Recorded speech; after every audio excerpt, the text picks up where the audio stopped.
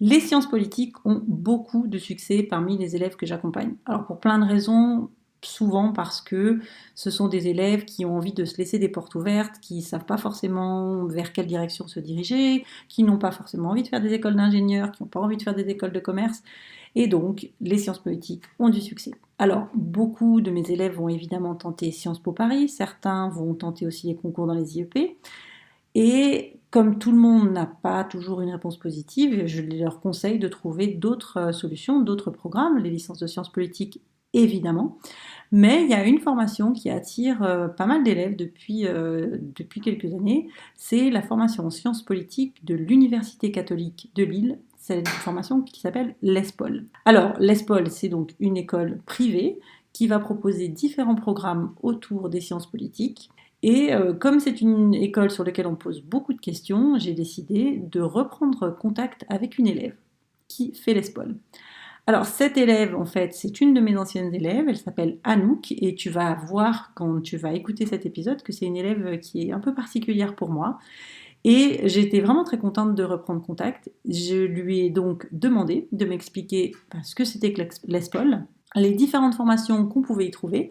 Et puis j'ai aussi eu envie qu'elle me décrive son ressenti par rapport à cette école, et puis surtout voilà, de reprendre contact et de savoir un peu où elle en était dans ses poursuites d'études. Alors, si toi aussi tu es motivé par les sciences politiques, peut-être que l'ESPOL t'intéresse, peut-être que tu te poses des questions sur les autres formations que tu peux faire autour des sciences politiques. Donc là, je te conseille de réécouter, si ce n'est pas déjà fait, l'épisode numéro 25. C'est un épisode que j'avais fait où je donnais différentes pistes pour étudier les sciences politiques et je t'expliquais surtout ce qu'étaient les sciences politiques. Donc là, on ne va pas forcément repartir sur le contenu même du programme en détail, parce que ça, j'en avais déjà parlé. Donc ça sera plutôt un épisode un peu ressenti plutôt qu'un épisode vraiment, vraiment de découverte.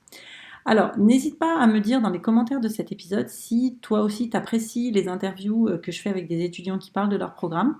Et si c'est le cas, quelles sont les formations que tu aimerais plutôt voir et les formations pour lesquelles tu voudrais que je fasse, sur lesquelles tu voudrais que je fasse des épisodes.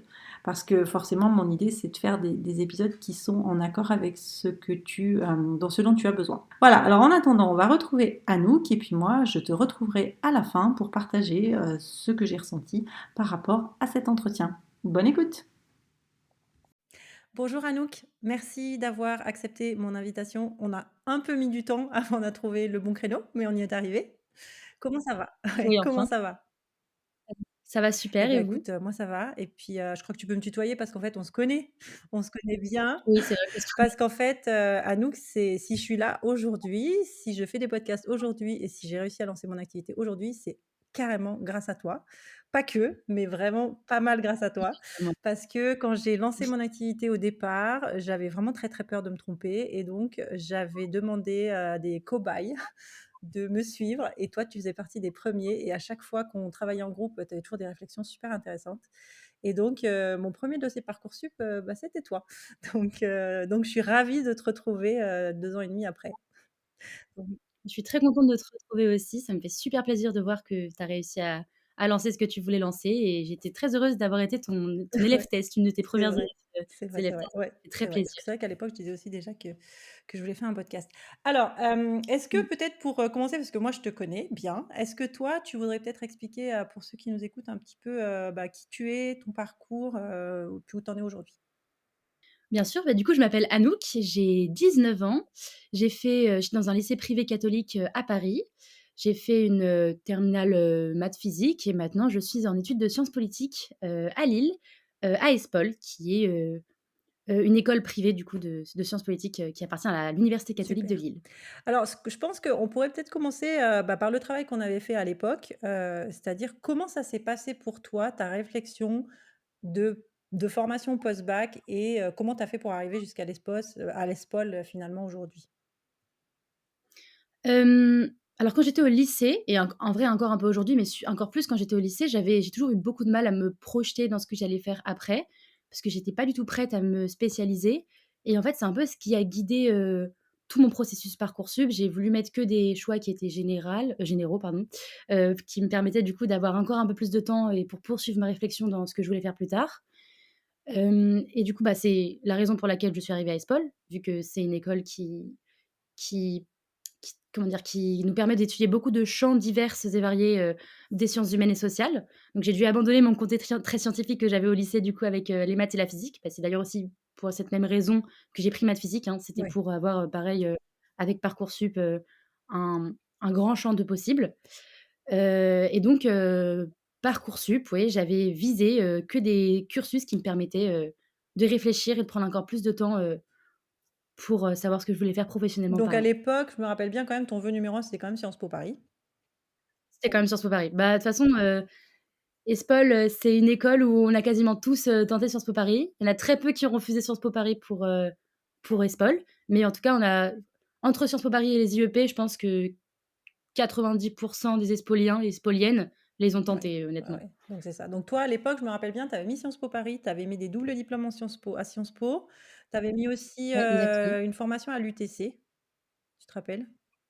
Oui, Ouais, à à l'UTC Compiègne, Compiègne. exactement, et puis tu avais mis l'ESPOL et tu avais peut-être mis des prépas aussi?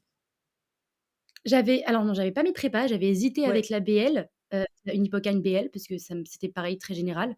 Sauf que, je me suis dit que j'allais pas survivre, le rythme de la prépa parce que déjà j'étais pas fan du rythme, du lycée et j'avais besoin de changement et la prépa, c'était quand même dans un lycée et je me suis dit que peut-être psychologiquement, moi, j'avais besoin d'autre chose, de voir autre chose. La fac, je m'étais dit que j'aurais pas assez de soutien, et Espol, c'est un parfait entre 2. J'avais beaucoup hésité aussi avec, ouais. le CPES aussi était une alternative entre prépa et fac, je pense qu'il est très différente d'Espol, hein, mais qui est aussi une alternative un petit peu dans le milieu de ces 2 instituts, et l'UTC aussi, du coup, dans le parcours qui était, sciences et technologies qui avait du coup aussi, des Ouais, sciences c'était avec humaines, la parce que ça m'a l'ouverture humanité et donc finalement, tu as choisi l'ESPOL et tu es très contente aujourd'hui d'avoir choisi l'ESPOL, et je suis très et contente donc de c'est vrai que l'Espol. moi, j'ai pas mal, d'élèves qui se dirigent aussi vers l'ESPOL aujourd'hui ou qui aimeraient bien et ils sont pas tous forcément au clair sur cet, institut qui est un petit peu particulier. Est-ce que tu peux nous en parler un Mmh. petit peu? Ouais, bien sûr. Du coup, Espol, moi, j'y suis allée, je savais pas trop non plus, ce que c'était. Déjà, c'était mon seul choix que j'avais mis qui était en dehors de Paris, parce que je viens de Paris et c'est du coup, au final, j'ai fini par partir de Paris. Donc déjà, peut-être, pour commencer à propos de Espol, je pense qu'on peut parler de Lille. Lille, c'est une ville qui est, très, très étudiante, ce qui fait que, bah, quand on arrive à Lille et qu'on est étudiant et qu'on n'habite pas à Lille, originellement, on se sent très, très accueilli. C'est une ambiance qui est très chaleureuse et ça joue beaucoup sur, le moral, dans les études supérieures et notamment sur le moral à ESPOL. Avant de parler du coup de la scolarité à ESPOL, je peux aussi parler de Ouais, l'ambiance à ESPOL parce que, pareil, du coup on est très il y a très peu d'étudiants qui viennent de Lille à ESPOL. On vient un petit peu un petit peu partout en France. Il y en a qui viennent beaucoup du sud, pas mal de Paris et il y en a qui viennent aussi, bah, d'autres régions du d'accord. monde. Rien qu'hier, j'ai rencontré une 1re année qui m'a dit que c'est sa première année en France et qu'elle avait toujours vécu en Chine. C'est assez intéressant, il y a une très, très grande diversité culturelle en fait, par rapport à de là où on vient et l'ambiance, c'est vraiment une ambiance, j'ai peur de dire quelque chose qui semble, péjoratif si je dis un peu ambiance école de commerce, mais quand je veux dire l'ambiance où on est vraiment Ouais, tous ensemble et tous très soudés. On est très d'accord. intra-école. C'est-à-dire qu'on a pas beaucoup de liens avec les autres, écoles de Lille, qu'elles soient à la Cado ou qu'elles soient publiques, mais on est tous très, très solidaires D'accord. entre nous. Ça se ressent aussi notamment, dans tout ce qui est scolaire, vu qu'on a par exemple, des drives communs, par promo où on se partage nos cours parce qu'il y a pas de compétition entre nous. Vu qu'en fait, notre classement, outre pour les échanges et les masters, il y a pas de on prépare pas de concours. Du coup, on est tous très solidaires, on s'aide pour les cours et ce qui fait que vraiment, on se sent bien à Espol. Vraiment, pour moi, c'est une école où on se sent très, très bien. Les cours sont très intéressants et très variés. Rien que ce semestre, du coup, en 2e année, il y a un cours qui s'appelle Music and Politics, qui parle, du pouvoir de la musique sur, les puissances actuelles, ce que je trouve passionnant. Il y a aussi des cours, bah, évidemment plus scolaires quand on parle de sciences politiques, comme, bah, l'introduction à la science politique, l'introduction à la sociologie, à l'économie, en tout cas pour ma licence, parce qu'il y a 3 licences Mmh. différentes. Ouais, Paul, j'aurais du mal à le résumer, je pense, mais c'est vraiment un environnement très sain avec, des cours, qui sont diverses, mais à la fois très intéressants. Ils sont tous très intéressants, en fait. Il y a un petit peu, il y a des points positifs, dans tous les cours, et puis même si on se paraît pas intéressé par, la matière, au final, moi, je me suis retrouvée assez surprise, parce que de base, l'économie ne m'intéressait pas et au final, j'ai fini par beaucoup aimer D'accord. l'économie, l'année Donc des bons dernière. profs en plus, s'ils arrivent à Mais t'intéresser bon, à un cours que au départ tu n'aimais pas. Donc tu l'as dit, 3 parcours, c'est ça? Donc il y a le tien, toi 3 tu parcours. fais quoi? Alors moi, je suis en licence européenne de sciences Mmh. politiques. Du coup, j'ai pas mal de cours sur tout ce qui est institutions de l'Union européenne, histoire de l'Union européenne, en plus de cours enfin sur, j'ai quelques cours de relations OK, internationales, mais c'est pas le plus gros de ma licence. Moi, je suis très centrée sur l'Europe, sur, comment, l'Union européenne pourrait, comment dire, évoluer dans les années futures, en partant de ce dont enfin de mmh, son passé. Après, il y a une autre licence du coup qui elle est la licence de relations internationales, donc elle qui est beaucoup plus ouverte. Il y a beaucoup de cours sur, la région du Caucase, enfin c'est vraiment très différent. On a quelques cours en commun par contre, comme, l'histoire des idées d'accord. politiques, heu, voilà. Et là depuis cette année, du coup, il y a une nouvelle licence qui est la licence, PPE, donc c'est philosophie, politique et économie. Ils sont beaucoup moins nombreux que nous, parce que cette année, je crois qu'ils sont à peine 60, parce que c'est une nouvelle licence et nous, on doit être, 180 à peu près par promo, en euros et peut-être 150 en relations Donc le internationales. modèle, c'est comme à la fac, tu as des cours en amphi et après des cours en TD, c'est ça? C'est ça. On a les cours, magistraux en amphi, on a les cours en TD, oui, on a des langues aussi, on est obligé d'avoir 3 langues, et on a des cours électifs, qu'on peut choisir parmi, une liste de cours en fait. C'est là dont je disais, il y avait le cours Music and D'accord. Politics par exemple. Il y a aussi, sociologie de la déviance, il y a beaucoup de cours en fait, qui sont très, très divers et c'est selon nos centres d'intérêt qu'on va choisir ces cours-là et Et pour avoir du coup un et peu après donc spécifique. c'est comme à la fac, tu as des partiels tous les trimestres, et puis, c'est tes partiels qui font qu'à la fin de l'année, tu passes dans l'année supérieure, c'est comme à la fac?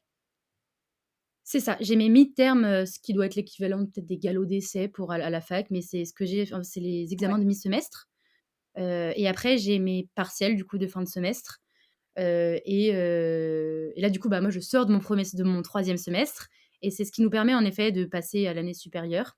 En sachant qu'au cours de la première année, les semestres se compensent.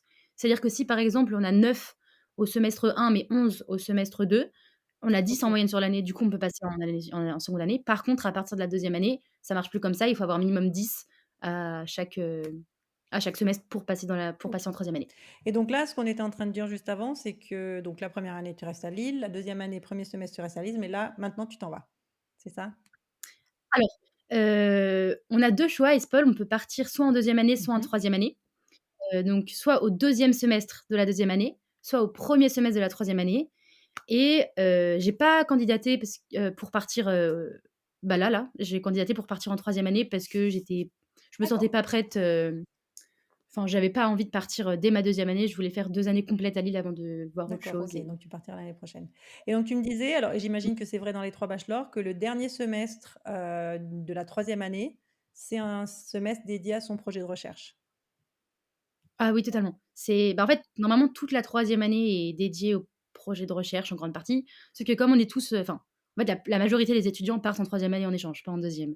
Et du coup, il y a quand même une énorme partie d'étudiants qui n'est pas là au premier semestre de la troisième année et du coup, le dossier de recherche, il commence, plus sérieusement au second semestre, mais il y a déjà des étudiants qui le travaillent, dès le premier semestre de la troisième année. Moi, j'ai déjà des amis en seconde année qui ont déjà pensé à leur sujet. C'est chacun avance à son rythme, mais c'est vraiment à partir du second semestre de la troisième année qu'on rencontre l'encadrant, que qu'on doit avancer dans notre recherche et que oui, on doit mener, toutes nos enquêtes, nos entretiens et nos OK, recherches, OK. de façon Donc un personnelle. vrai projet de recherche avec, des recherches terrain, des recherches, en Oui, bibliothèque et puis un prof qui te suit et qui va t'aider à rédiger et quoi? Il y a une soutenance à la fin? alors je sais pas trop, Ouais, je vais pas me tu prononcer sais parce pas, bon, que bon, on j'ai pas regardera. encore eu de précision D'accord, on là-dessus, regardera. mais OK, super. En tous les cas, ça doit sacrément t'aider aussi pour, trouver une place en master et en tous les cas réfléchir au master que tu veux faire après, non? oui, carrément. Bah, moi, du coup, bah, même parce qu'il y a un système de parrainage, qui est très important à ESPOL et du coup, j'ai une marraine qui est en Mmh. troisième année et elle fait son sujet de recherche sur, comment l'éducation influence la participation politique en Suède Mmh. et en France, en comparant, 2 pays et elle sait du coup, déjà elle le savait déjà un peu avant, mais son projet de recherche le confirme qu'elle veut faire un master, dans D'accord, l'éducation, quoi. Elle veut vraiment, OK. aller là-dedans et ça lui confirme son choix. Après je pense que pour certaines personnes, ça peut peut-être préciser, une idée assez globale de master. Mais en tout cas, oui, je pense que ça aide vraiment beaucoup dans le choix du OK. master, le projet Ouais, de recherche. d'accord. Donc, c'est aussi, ça t'incite aussi finalement à anticiper la suite, assez tôt parce que tu as ce projet de recherche qui est assez commun finalement aussi. Ils se sont un peu calés sur ce qui se passe, dans les pays anglo-saxons, hein, parce que, enfin j'imagine voilà, par exemple aux Pays-Bas, c'est aussi la même chose, ton dernier semestre, tu le passes aussi à faire un projet de recherche, c'est assez attendu. Donc, et pareil pour le PPLI, enfin le PPA, c'est copier-coller, c'est un master qui est assez enfin une licence qui est assez demandée finalement, par les élèves qui font des sciences politiques aussi et qui veulent faire quelque chose d'assez général. Donc ils sont assez malins d'avoir copié ce qui se fait, et ce qui marche à l'étranger. Alors toi maintenant un petit peu de re bon, tu que ça fait que 2 ans, enfin 1 an et demi, presque que tu es à l'ESPOL, mais est-ce que tu pourrais me donner un peu les éléments positifs et puis peut-être, ce qui te plaît un petit peu moins dans ton bachelor? Alors on a bien vu ce qui te plaisait au niveau de l'école, mais au niveau, peut-être, voilà, du positif et du moins bien dans ton bachelor? Je pense que je vais commencer par le positif, en parlant d'autres choses, je vais Ouais, pas rester sur ce que j'avais dit auparavant. À mes yeux, donc j'ai déjà, valorisé beaucoup l'école, mais sinon le truc qui est assez, qui permet vraiment de s'épanouir et qui est je oui, cherche le mot. Bon, quelque chose que vraiment qui me plaît beaucoup dans cette école, c'est la vie ouais, associative. On a beaucoup, beaucoup, voire trop d'associations à ESPOL. Moi, je suis présidente d'une association, j'ai quasiment tous mes amis qui sont dans des assos. Je connais très peu de personnes qui ne sont pas dans des assos et les assos sont vraiment, vraiment très, très variées. On passe bah, moi, du coup, je suis présidente de l'association de musique, mais il y a une association de débat politique, il y a une association, il y a beaucoup d'associations géographiques, par exemple, qui sont, des associations, qui se concentrent sur une mmh région du monde. Estpol qui se concentre sur l'Europe de l'Est. On a, Diplomatie, du coup, enfin, c'est assez fou, tout ce qu'on peut faire dans dans cette école, au niveau association, parce qu'il y a toujours des événements du coup, beaucoup de conférences, beaucoup de débats organisés, beaucoup de travail d'éloquence. C'est assez impressionnant et du coup, on peut donc pour moi, ça, c'est vraiment le gros point positif. En point négatif, c'est que du coup, bah, c'est un peu lié à ça, mais on a un peu du mal à tout gérer, parce que c'est très valorisé le fait de s'investir dans les associations, mais on va pas se mentir, ça prend beaucoup de temps. Avec les cours, c'est un peu compliqué de s'organiser, je pense. Autre point négatif peut-être, hem, moi je considère qu'il y a peut-être pas assez de TD par rapport à ce que je pensais ou alors ou alors il y en avait beaucoup, il y en avait assez en première année, mais en seconde année, j'avais un TD, au premier semestre et je m'attendais peut-être à en avoir un peu plus parce que, bah, moi si j'ai pas choisi la fac, c'est parce que j'avais peur de pas suivre en cours magistraux et parce que j'ai du mal à me concentrer quand il y a beaucoup d'élèves et quoique quand même, par rapport aux facs, de droit où ils sont, oui. 1000 en amphi, nous on est, 300 max, hein. Mais c'est vrai que j'aurais peut-être apprécié avoir plus de cours dans une petite classe où on est que OK. 30. Bon, bah, finalement, quand même, tu avais pris un peu de recul, enfin, tu étais plus non plus en première année, donc finalement, c'est peut-être en première année où il en faut Oui, plus et oui, d'accord, OK, très bien, oui. OK. Oui et je confirme, j'ai eu tellement de mal à avoir un rendez-vous avec toi que oui, tu es très, très occupée. C'est vrai, c'est Oui. vrai. OK, super, très bien. Et donc toi, pour l'instant, tu as une petite idée donc, de ce que donc toi, tu vas partir à l'étranger, là, on disait, tu sais pas encore trop, tu as postulé dans différents pays. C'est quoi les pays pour lesquels tu as postulé? J'ai postulé au Mmh. Brésil parce que du coup, j'ai dû choisir une troisième langue en arrivant à Espol et j'ai choisi le portugais et j'aimerais beaucoup partir au Brésil, à Rio. Après j'ai postulé, au Canada. Alors là, c'est plus pour, ce qui est académi en fait, pour, le niveau académique, qui parce qu'ils sont très avancés dans beaucoup de champs de recherche qui m'intéressent beaucoup personnellement au Canada. J'ai postulé aussi en Lituanie, à Kaunas, parce que alors là, rien à voir, c'est juste proche du littoral et je fais beaucoup de voile et du coup, je me suis dit: «Bon», Tant qu'à faire, allier l'utile à voilà, l'agréable, ouais. exactement, à Budapest et j'ai postulé aussi à Groningen. Voilà, c'est en fait, c'est pour des raisons vraiment qui n'ont rien à voir entre elles, mais c'est assez D'accord, large, OK, donc pas mal d'accords en tous les là cas où pour la fac et est-ce que c'est comme à la fac, oui, c'est-à-dire que c'est ton classement qui va déterminer les choix de places que tu vas avoir? Ouais, c'est ça, oui, donc c'est pas c'est mon classement qui va déterminer ça et on a reçu notre classement, d'accord, hier. Donc donc oui, logiquement, voilà, tu sauras dans quelques jours, on attend, tu me diras. OK et oui. pour l'instant, est-ce que tu as une idée toi de ce que tu veux faire après en master ou alors pour l'instant tu sais pas trop? Alors oui, moi j'ai toujours été, alors la science politique pour moi c'était pas du tout évident, au début. C'est principalement ma mère qui m'a toujours dit qu'elle me verrait beaucoup en sciences politiques et même Mmh, toi Corinne, tu m'as dit que tu me verrais bien en je sciences confirme. politiques et en effet je m'y plais beaucoup. Mais moi ce qui me passionne vraiment c'est la cognition des individus, en fait et en sciences politiques, je peux totalement, lier les lier les 2. rien qu'en travaillant par exemple sur de la psychologie sociale, en m'intéressant à l'individu au sein du groupe. Et en fait, je me dis que pour mon master, voire pour un doctorat, puisque je suis en train d'envisager de partir dans la recherche, j'aimerais bien en fait lier, un truc qui m'a toujours, un peu scandalisée en France, c'est, le système français, pardon, au niveau de Oui, oui, l'éducation. Je trouve qu'il est trop uniformisant, trop conformisant et je crois que je t'en parlais c'est vrai. déjà, il y a Tu quelques rentrais pas dans la années. boîte. Voilà, c'est ça et en fait, j'aimerais beaucoup, trouver des solutions pour que les individus, dans leur propre, singularité, soient pris en compte dans le système, français et je pense que j'aimerais bien partir du coup soit en master dans l'éducation, peut-être, ou en fait, je suis encore un peu perdue, j'avoue, mais je sais que ce qui m'intéresse beaucoup, c'est l'éducation, l'individu et comment, faire évoluer, notre gouvernement en France, que ça soit à n'importe quel niveau d'ailleurs, par exemple, si peut-être que je finirais par être professeure, mais être une professeure, que j'aurais aimé avoir, qui serait plus penchée sur l'individu que sur les résultats D'accord. et voilà Bah, donc écoute, moi, je trouve que tu es moins perdu que ce que tu étais il y a 1 an et demi, hein. Parce qu'il y a 1 an et demi oui, voilà, déjà donc c'est après, OK, tu as pas encore la réponse, mais de toute façon, tu as tellement d'intérêt sur tout et dès qu'il y a tellement de choses qui t'intéressent que j'imaginais pas qu'après 1 an et demi, tu sois tu aies changé du tout au tout. Donc moi, je trouve que ton projet, il a quand même déjà bien avancé. Donc félicitations. bah, Donc c'est parce que depuis 1 an et demi, il y a quelques projets qui sont partis. Par contre, il y a toujours des trucs qui sont vraiment restés et j'ai encore du ouais, mal à mais faire des choix parmi eux et c'est c'est vraiment bien. resté. OK, bah, écoute, merci beaucoup. Alors peut-être que pour conclure cet entretien, est-ce que toi, tu pourrais me dire, le conseil ou les conseils qui t'ont aidé quand tu étais en terminale pour justement, faire tes vœux et te retrouver dans une formation qui finalement t'a plu, heu, après, le bac? Oui, carrément. Bah, déjà, il y a une phase au préalable avant de postuler, c'est vraiment de s'enseigner à fond sur, bah, les écoles. Moi, j'étais allée sur les sites, alumni, en fait, de quelques écoles avec, du coup, des témoignages d'anciens élèves, ce qui aide beaucoup, en vrai, pour se projeter un peu plus que uniquement ce qui a marqué Ouais. sur les sites, en fait et aussi par rapport, à la hiérarchisation Parcoursup et comment mettre ses vœux et quels vœux choisir. C'est un truc que, du coup, tu m'avais dit. Et qui a vraiment très bien fonctionné pour moi, c'est de fonctionner par plan A, plan B, plan C.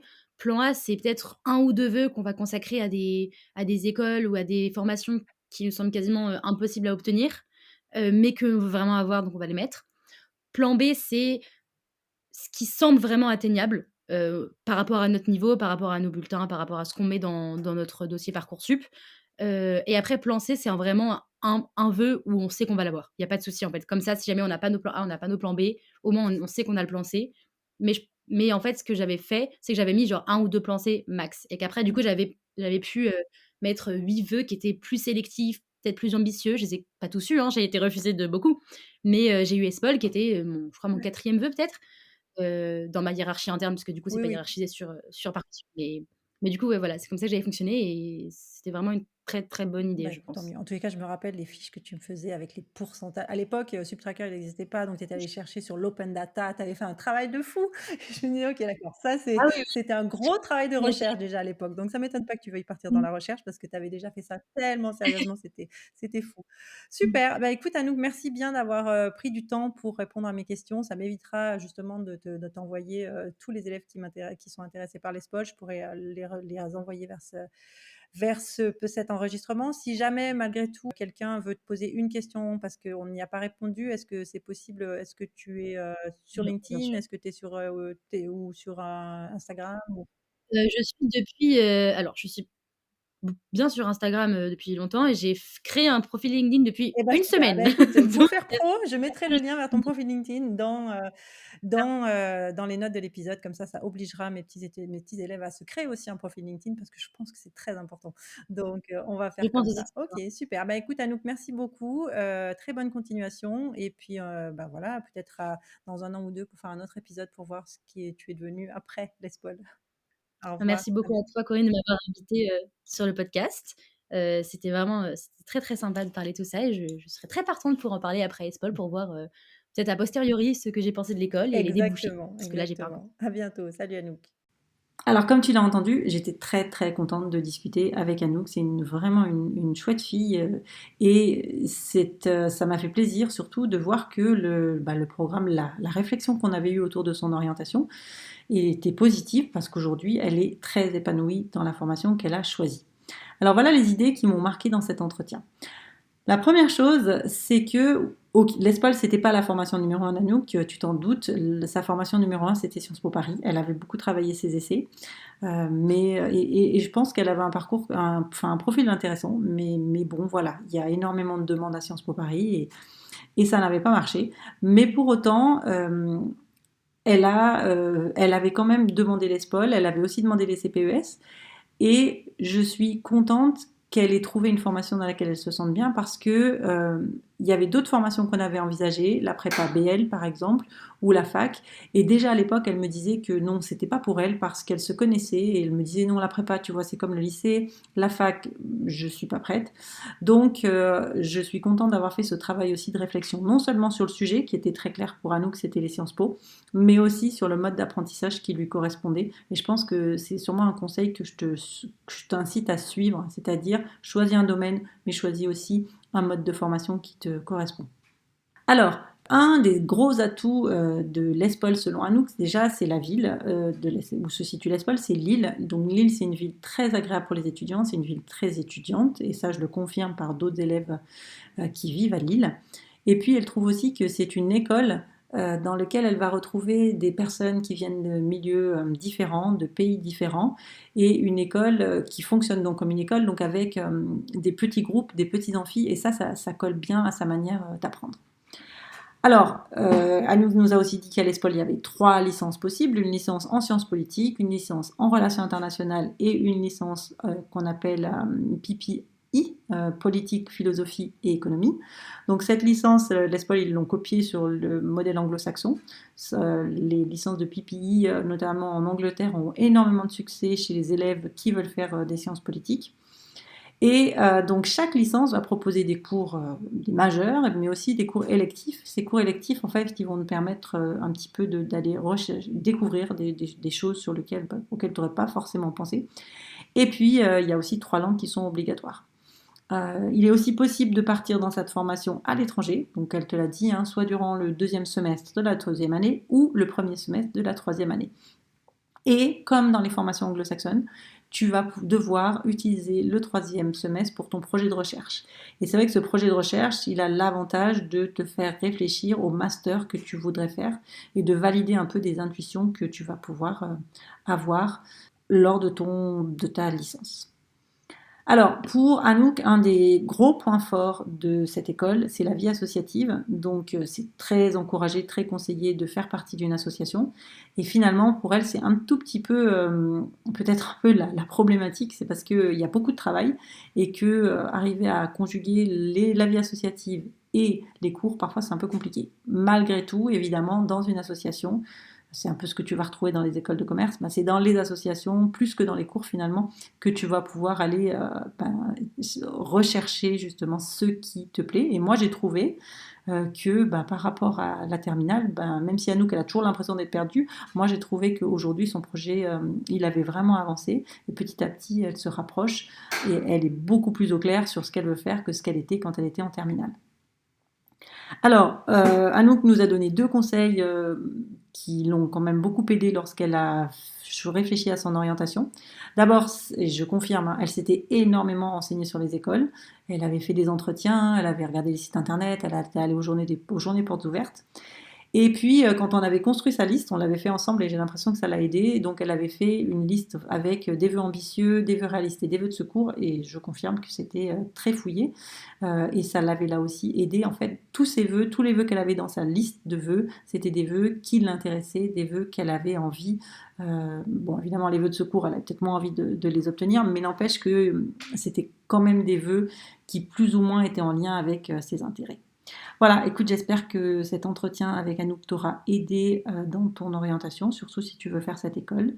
J'espère que tu vas pouvoir choisir toi aussi tes vœux en sciences politiques, réécouter peut-être l'épisode numéro 25 si tu as besoin d'encore d'autres conseils. Et puis n'hésite pas à me retrouver sur Instagram, Réussir son orientation, ou sur mon site internet www.corinneholroyd.com pour plein d'autres conseils liés à ton orientation. À très bientôt.